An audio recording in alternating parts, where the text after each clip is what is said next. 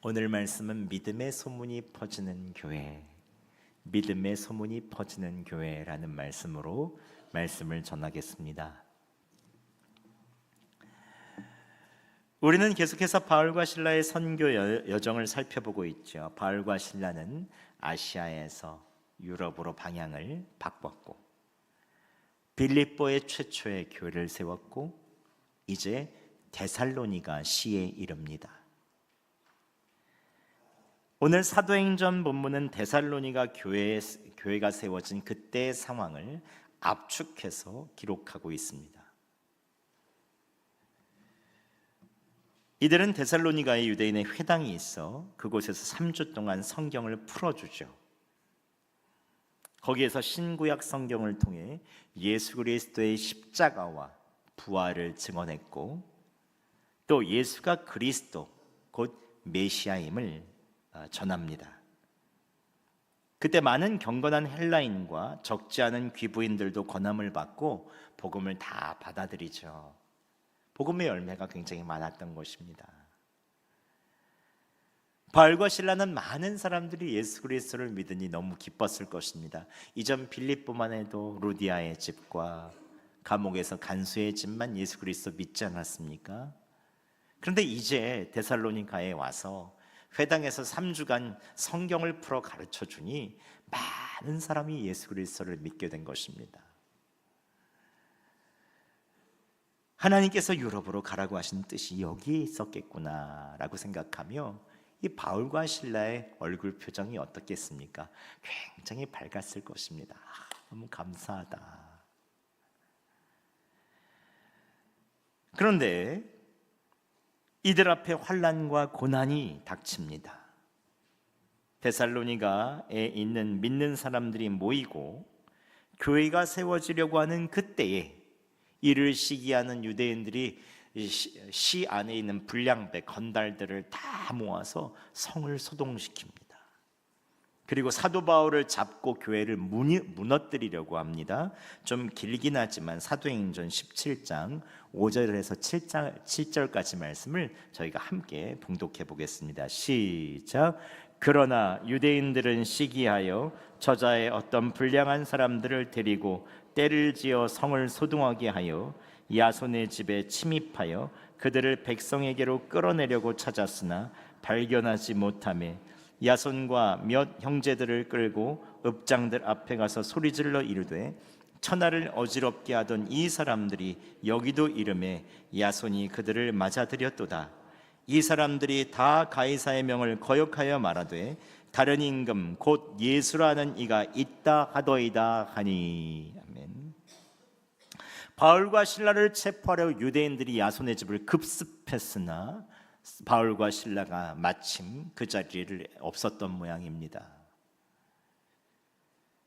이들은 야손과 예수 믿은 형제들을 데리고 가서 사람들 앞에 누명을 씌우고 망신을 줍니다. 야손과 그 믿는 사람들만이라도 내가 혼쭐을 내리라 하면서 유대인들이 이들을 사로잡고 이들이 예수를 임금 삼는다고 한다. 로마 황제를 더 이상 거역한다. 더 이상 말을 듣지 않는다. 모든 사람들 앞에서 천하를 어지럽게 한다. 소동케 한다고 하면서 모욕하고 죄를 뒤집어 씌웁니다. 누명을 씌우는 거죠. 결국 이들은 나중에 보석금을 받고 풀려났지만 얼마나 당혹스러웠겠습니까? 황제 모독죄, 예수를 왕 삼는 자, 로마를 반역하는 반역죄로 뒤집어 씌운 거죠. 그런데 여러분 한번 생각해 보시죠. 야손과 함께했던 지금 그리스도인들, 이 형제들은 이제 막 예수 그리스도 믿은 사람입니다. 3주 동안 회당에서 말씀 전했으면 아무리 길게 믿어봤자 이제 3주 믿은 새신자입니다. 도시의 불량배들, 건달이 모여서 위협하는 그 상황들을 보면서 얼마나 위협적이었겠습니까? 어떤 남자분이 우리 교회에 새 가족으로 오셔서 예수 그리스도를 믿은 지 3주 딱 됐는데 갑자기 여수 지역의 건달들이 다 다 그 집으로 몰려가서 막 끌어내고 시청 앞에 데려다 놓고 이 내란 음모죄다, 예수 그리스도를 왕으로 임금으로 삼으려고 한다 그러면서 막 사람들을 선동해서 위협한다고 생각해 보세요. 교회 다니려고 하겠습니까?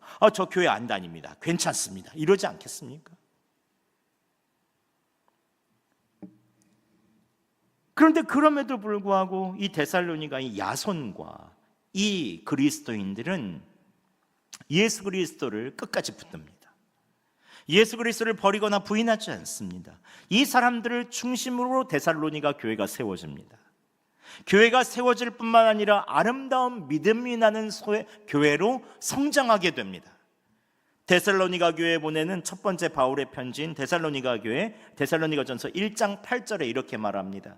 주의 말씀이 너희에게로부터 마게도냐야 아가야에만 들릴 뿐 아니라 하나님을 향하는 너희 믿음의 소문이 각처에 퍼졌으므로 우리는 아무 말도 할 것이 없노라. 환난과 핍박, 모욕을 당했는데도 이 새신자, 3주밖에 안 되는 이 새신자들이 믿음을 지키고 믿음의 소문이 나는 그리스도인들로 성장하게 된 것입니다. 어떻게 이런 일이 있을 수 있는 것입니까? 우리는 사도 바울이 훗날 데살로니가의 교회에 보낸 편지를 읽다 보면 그 비결을 알게 되죠. 데살로니가전서 1장 2절과 3절 말씀 우리가 함께 봉독해 보겠습니다. 시작. 우리가 너희 모두로 말미암아 항상 하나님께 감사하며 기도할 때에 너희를 기억함은 너희의 믿음의 역사와 사랑의 수고와 우리 주 예수 그리스도에 대한 소망의 인내를 우리 하나님 아버지 앞에서 끊임없이 기억함이니. 아멘. 사도 바울이 데살로니가 교회를 기도하면 딱 기억나는 것이 세 가지라는 것입니다. 첫 번째, 믿음의 역사. 두 번째, 사랑의 수고. 세 번째, 소망의 인내입니다. 이 세 가지 요소가 이 새신자였던 이 데살로니가 교회를 믿음의 소문이 널리 퍼지는 아름다운 교회로 만들었다는 것입니다. 어떻게 하면 우리 교회도 환난과 고난 속에서도 이 믿음의 역사, 사랑의 수고, 소망의 인내를 가지고 우리 교회도 데살로니가 교회처럼 아름다운 소문이 나는 교회가 될 수 있을지 오늘 본문을 함께 살펴보도록 하겠습니다. 첫 번째, 아름다운 교회로 성장하기 위해서는 여러분 믿음의 역사를 가져야 합니다. 여기서 역사라고 하는 말은 에르곤이라고 하는데 행위, 영어로 walk라는 뜻으로 믿음의 행위를 말합니다. 이들의 믿음의 역사는 어디에서 시작됩니까? 데살로니가전서 1장 6절과 7절에 이렇게 얘기하고 있습니다. 너희가 많은 환난 가운데서 성령의 기쁨으로 말씀을 받아 우리와 주를 본받은 자가 되었으니 그러므로 너희가 마게도냐 아가야에 있는 모든 믿는 자의 본이 되었다라고 말합니다. 즉 너희가 많은 환난 가운데서 말씀을 받았다. 여기에서 믿음이 시작됐다는 것입니다. 그러면 이들이 받은 말씀은 무엇입니까? 사도 바울이 새 안식일 3주 동안 성경을 풀어서 이들에게 회당에서 가르쳤는데 사도행전 17장 2절을 요약해서 보면 그리스도가 해를 받고 죽은 자 가운데서 다시 살아날 것을 증언했다라고 말합니다.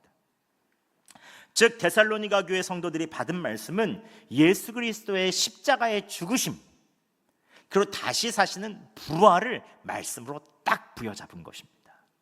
이 간단하지만 이 작은 진리의 말씀 십자가와 부활을 꽉 잡고 믿은 것입니다. 여러분 십자가 복음에는 무엇이 담겨 있습니까? 예수님께서 행하신 가장 큰 믿음의 역사, 믿음의 행위가 나와 있죠. 전능하신 하나님께서 그 하나님의 아들이신 예수님께서 이 땅의 연약한 피조물들을 위해서 우리와 똑같은 육체를 입고 한 아기로 이 땅에 오셨죠. 또 십자가에 달리셔서 우리의 인류의 죄값을 다 받으셨습니다. 연약한 인간에 있어서의 질병, 고난, 아픔 이것을 다 져주시고 십자가에서 죽으시는 것이죠. 즉 연약한 인간의 눈높이로 오셔서 우리와 함께 해주시는 그것이 바로 예수님의 믿음의 역사죠. 십자가의 일입니다. 그리고 죄가 없이도 십자가에서 세상의 모든 폭력을 당하십니다.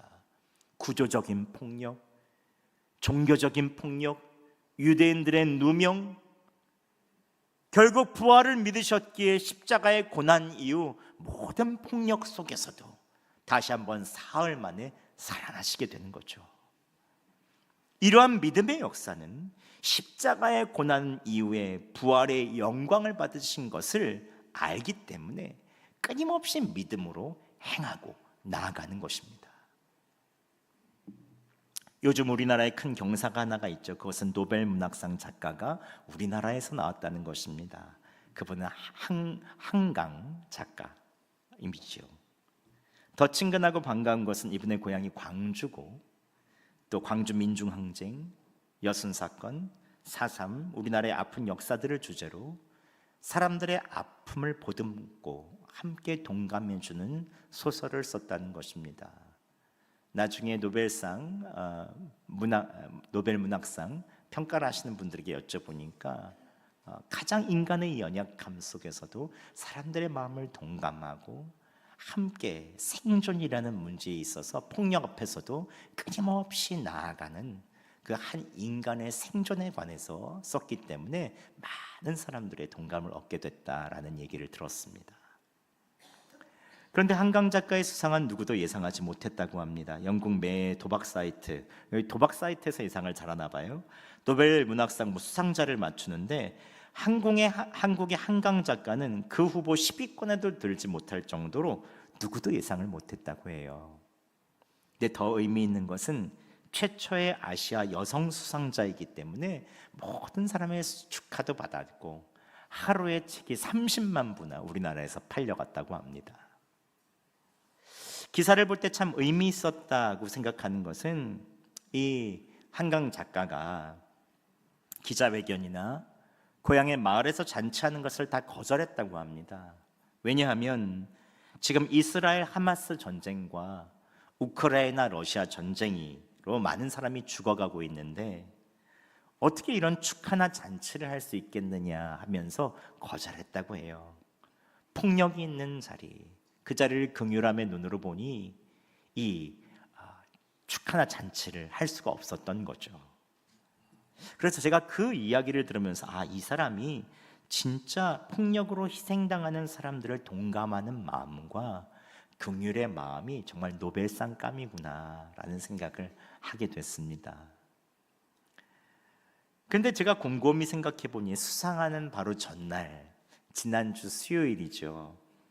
우리 교회에서도 노벨상 수상 바로 전날에 수요 기도회를 했는데 맨 첫 기도가 이스라엘 하마스 전쟁 1년을 보면서 그 땅에 있는 하나님께서 그 땅에 평화를 주시고 희생자들에게 위로가 있기를 함께 간절히 기도했습니다. 즉 먼 곳 한국에 있는 우리도 폭력과 아픔에 대한 짐을 나눠지고 함께 그곳을 긍휼한 하나님의 눈으로 보며 기도하는 것이죠. 이것도 사실은 믿음의 역사인 것입니다. 예수님께서 십자가를 지듯 함께 지고 폭력과 전쟁, 아픔을 거기에서도 살아남고 버티고 이기도록 믿음의 역사가 있을 수 있도록 그것을 기도하며 지원하는 것이죠. 제가 제 스스로 자찬하기를 우리 교회 기도가 노벨상감이구나 라고 생각하면서 우리 교회가 이런 교회구나 생각이 들었습니다. 그런데 이러한 믿음의 크기, 이런 믿음의 역사를 우리는 끊임없이 해나가야 되는 것입니다. 지난주 혈액암 치료하는 한 성도님과 만나고 왔습니다. 제가 솔직하게 이렇게 말씀드렸어요.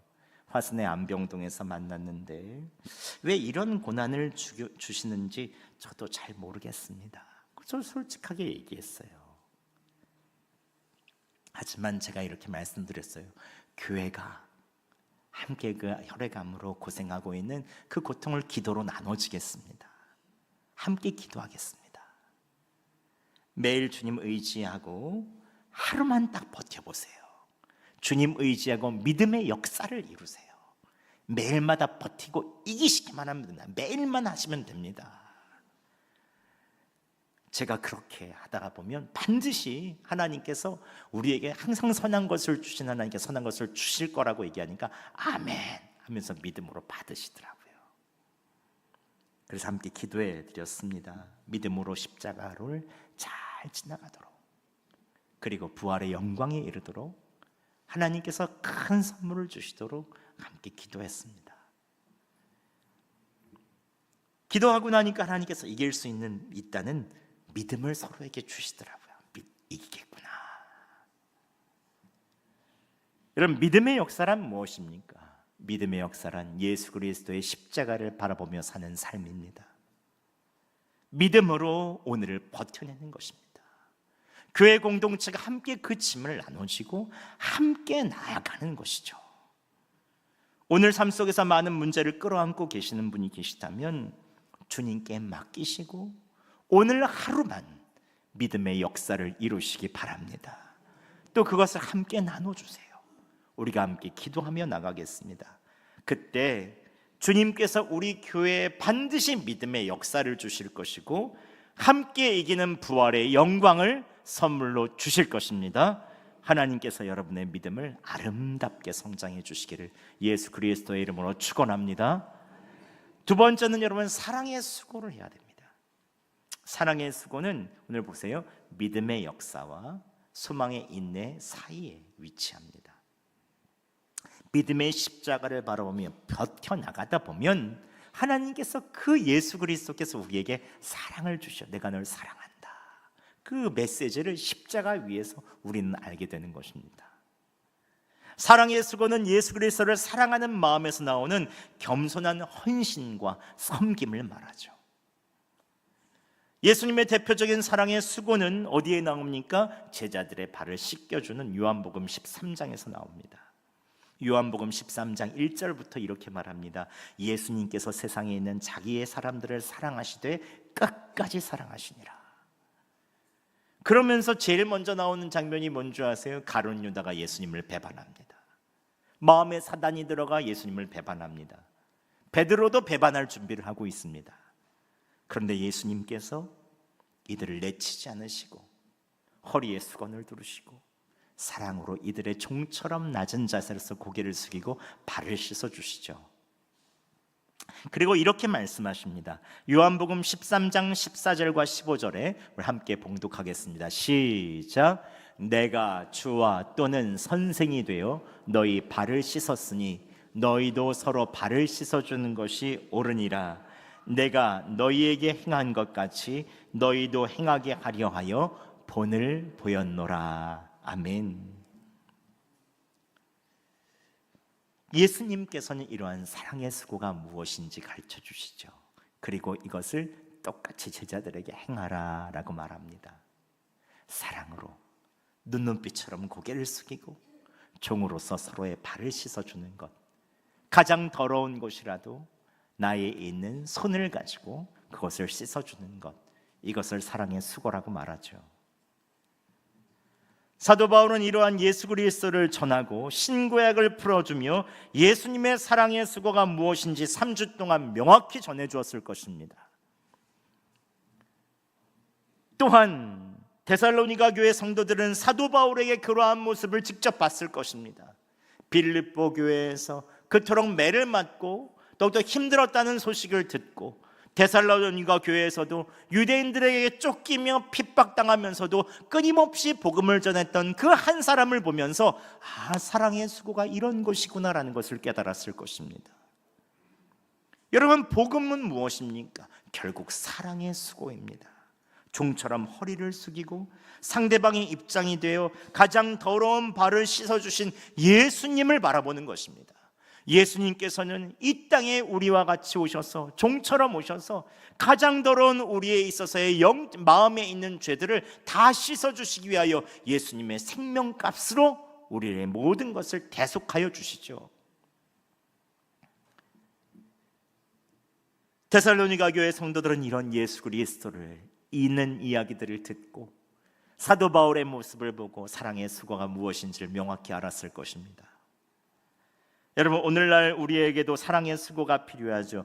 교회에서, 가정에서, 직장에서 때로는 힘들고 지치지만 다시 허리를 숙이고 사람들을 섬기고 나보다 낫게 여기며 섬겨주고 헌신하는 것이 꼭 우리에 있는 모든 곳곳에서 필요합니다.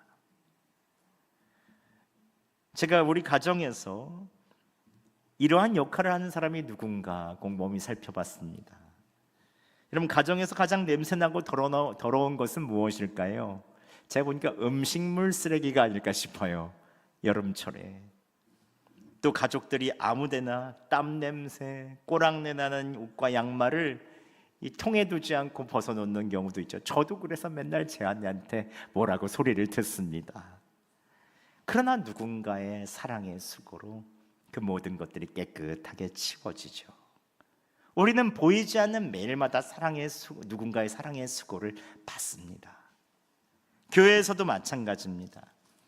우리는 누군가 더러운 곳에 고개를 숙이고 본당, 층계, 화장실, 누군가 사랑의 수고를 하기에 우리는 쾌적하게 예배를 드릴 수 있는 것입니다. 물론 섬기시는 분들은 이러한 사랑의 수고를 주님을 바라보며 열심히 하지만 우리는 이러한 수고를 당연시 여겨서는 안 됩니다. 내가 해야 하는 수고를 누군가 대신 해주고 있는 거잖아요. 그래서 제가 여러분이 예수님을 바라보며 우리가 조금씩 불편하지만 사랑의 수고를 할 때 그 수고가 누룩처럼 번져나가 점점 우리 교회가 건강하게 되는 것입니다. 여러분, 사랑의 수고를 해주세요. 토요일 청소 시간에도 와주세요. 새벽기도 끝나고 우리는 다 같이 청소를 합니다. 내가 무엇이 도울 것이 없는지 물어봐 주세요. 사랑으로 수고를 해주세요. 가정에서, 교회에서, 일터에서 조금 더 나를 낮추고 상대방의 입장이 되어주세요. 섬겨주시기 바랍니다. 그러면 하나님께서 그러한 우리들을 기뻐하시고 아름다운 믿음의 소문이 나는 성도들로 세워주실 것입니다. 마지막으로 여러분, 소망의 인내가 필요합니다. 소망으로 인내하세요. 데살로니가 성도들의 소망의 인내에 대한 내용이 나옵니다. 데살로니가전서 1장 10절 말씀 함께 봉독하겠습니다. 시작. 또 죽은 자들 가운데서 다시 살리신 그의 아들이 하늘로부터 강림하실 것을 너희가 어떻게 기다리는지를 말하니 이는 장래의 노하심에서 우리를 건지시는 예수시니라. 아멘. 하나님께서 데살로니가 성도들이 누명을 쓰고 고발당했을 때 이들이 소망으로 인내하게 해주셨는데 그 소망이 무엇일까? 데살로니가 교회 전서를 쭉 살펴보면 그 안에 재림 소망이 가득한 것을 알 수 있습니다. 데살로니가 전서의 처음부터 끝까지 주님이 다시 오실 것에 대해서 기다리며 데살로니가 교회 성도들이 이 재림 소망으로 가득합니다. 죽은 자들 가운데서 다시 살리실 그의 아들 부활 예수께서 하늘로부터 강림하실 것이다. 재림 때에는 모든 만물이 다 회복되고 또 영원한 생명을 누리며 하나님께서 다스리시는 그 천국을 우리는 맛보게 될 것입니다. 이 땅에서는 간간히 우리가 기도할 때, 때때로 응답받을 때, 삶에 있어서 주님이 생각날 때 간간히 주님의 다스리심을 우리는 느끼지만 주님과 얼굴을 보는 그 천국에서는 예수님이 다시 오는 그때에는 우리가 완전한 다스림을 받겠죠. 재림은 그 시와 때를 모르기 때문에 오늘일지 내일일지 먼 미래일지 모릅니다. 그런데 그래서 성도들이 오늘을 준비하며 거룩하게 살 수 있는 동기를 부여해 주죠. 재림 소망이 있으면 오늘을 거룩하게 살 수 있습니다. 또 어떤 고난이 와도 다시 오실 예수님 바라보면 소망으로 인내할 수 있죠. 오래 참을 수 있습니다.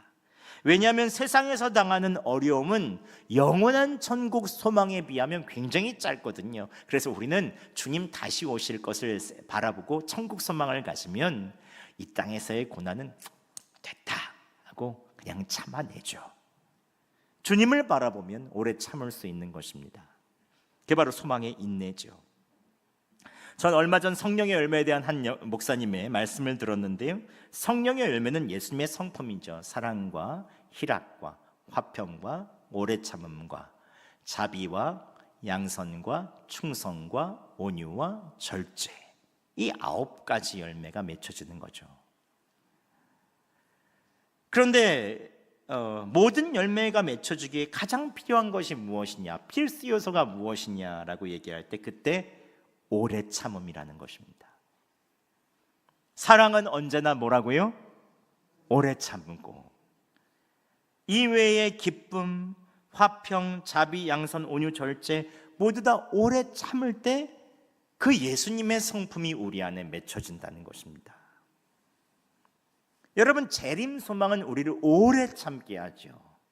언제 오실지 모르는 주님을 우리는 기다리면서 오늘을 거룩하게 살 수 있습니다. 또한 이 재림 소망에 있는 큰 장점은 예수님의 성품을 우리 안에 맺혀준다는 것입니다. 성령의 열매를 맺게 해주죠. 여러분, 재림 소망을 붙드시기 바랍니다. 주님은 반드시 다시 오십니다. 하늘로 올라가셨던 그 예수 그리스도를 바라보는 제자들에게 천사들이 이렇게 얘기해 줬잖아요. 갈릴리 사람들아, 어찌하여 서서 하늘을 쳐다보느냐? 너희 가운데서 하늘로 올려가신 이 예수는 하늘로 가심을 본 그대로 오시리라. 이 재림 소망을 가지고 살았던 이 제자들은 어제나 오늘이나 주님이 오실 것을 알고 성령으로 거룩하게 살았습니다. 매일마다 주님을 기다리며 예수 그리스도의 성령의 열매가 그 안에 가득히 맺혀지기 시작했습니다. 때로는 주님을 배반하고 때로는 더욱더 부족한 면이 있었던 이 제자들이지만 성령에 있어서의 역사, 오래 참음으로 말미암아 성령의 열매가 그 안에 맺혀졌던 것이죠. 여러분, 주님은 반드시 다시 오십니다. 재림 소망을 붙드시기 바랍니다. 여러분의 삶을 거룩하게 살 수 있는 동기를 재림 소망은 주고 또한 예수 그리스도의 성품을 여러분 안에 선물로 주실 것입니다. 말씀을 맺겠습니다. 아름다운 믿음이 소문이 나는 그리스도인 성동교회가 되기 위해서 무엇을 해야 될까요? 3가지 기억하시기 바랍니다. 믿음의 역사, 따라해 보겠습니다. 믿음의 역사, 사랑의 수고, 소망의 인내. 예수님께서 행하셨던 믿음의 역사를 기억하세요. 나에게 환난과 어려움이 닥칠지라도, 스트레스와 많은 고난이 있을지라도 예수님을 바라보며 오늘 하루 믿음으로 이겨나가시기 바랍니다. 사랑의 수고를 하세요. 예수님을 바라볼 때 주시는 그 사랑을 가지고 주변 사람들을 아낌없이 섬겨주시기 바랍니다. 남들이 가고자 하지 않은 더러운 곳에 먼저 가서 섬겨주시기 바랍니다. 하나님께서 그곳에서 열매 맺혀 주실 것입니다. 마지막으로 소망의 인내를 가지세요. 재림 소망은 우리를 거룩하게 하고 환난 속에서도 오래 참으며 우리 안에 예수 그리스도의 성품을 맺히게 해줍니다. 여러분, 소망의 인내를 가질 때 하나님께서 놀라운 역사를 여러분 삶에 이루어 주실 것입니다. 오늘 마지막으로 한 시를 읽어드리며 마치려고 합니다. 이미 들어보신 분도 계시겠지만 도종환 시인의 흔들리며 피는 꽃이라는 시로 여러분 가운데 마지막을 했으면 좋겠습니다. 흔들리지 않고 피는 꽃이 어디 있으랴? 이 세상 그 어떤 아름다운 꽃들도 다 흔들리면서 피었나니, 흔들리면서 줄기를 곧게 세웠나니 흔들리지 않고 가는 사랑이 어디 있으랴? 젖지 않고 피는 꽃이 어디 있으랴? 이 세상 그 어떤 빛나는 꽃들도 다 젖으며 피었나니, 바람과 비에 젖으며 꽃잎 따뜻하게 피웠나니 젖지 않고 가는 삶이 어디 있으랴? 아멘. 그리스도인 우리 교회도 들에 피는 꽃처럼 모두 흔들리면서 믿음이 피어나게 될 것입니다. 흔들리며 믿음의 줄기를 곧게 세우고, 흔들리며 사랑의 뿌리를 아래로 내리고, 바람과 이슬을 맞듯 질병과 고난과 여러 가지 어려움이 있을지라도 축축하게 젖으며 그러나 서로 온기로 따뜻하게 안아주며 서로 일어나게 될 것입니다. 오늘도 믿음의 역사, 사랑의 수고, 소망의 인내로 여러분들의 삶이 아름다운 그리스도의 인으로 소문나고 우리 교회가 이 지역과 여수 지역에 아름다운 믿음의 소문이 나는 아름다운 교회가 되기를 예수 그리스도의 이름으로 축원합니다.